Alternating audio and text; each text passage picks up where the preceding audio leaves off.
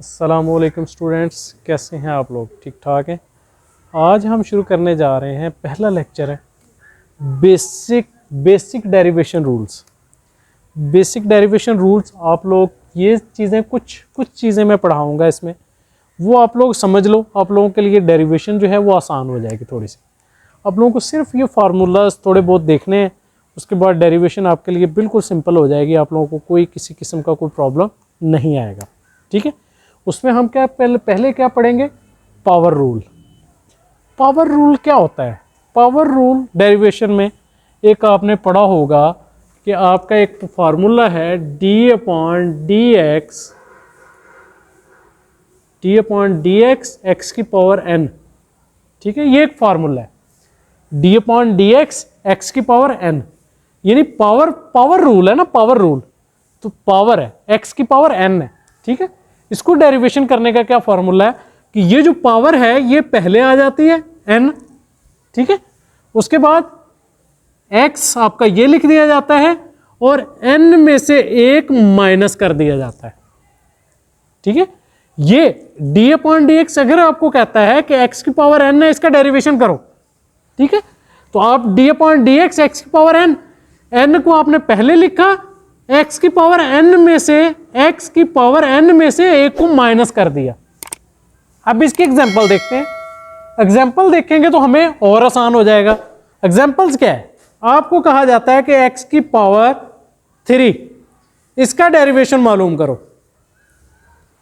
तो आप जब इस फार्मूले को देखोगे आप बोलोगे सर ये तो बहुत सिंपल है, बहुत सिंपल है। कैसे? ये देखो, अब क्या मैंने बताया कि n जो है ये पावर जो है पहले आएगी, 3 आ गया, x आ गया और 3 माइनस 1, तो क्या आ गया बच्चों? 3x square. ये आपका डेरिवेशन आ गया x की पावर 3 का। मोर एग्जांपल देखते हैं, और एग्जांपल देखते हैं। आपको कहा जाता है डेरिवेशन मालूम करो x की पावर 5 का।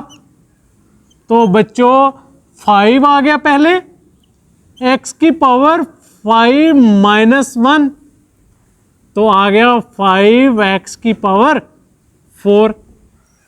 ठीक है, अब और देख लेते हैं।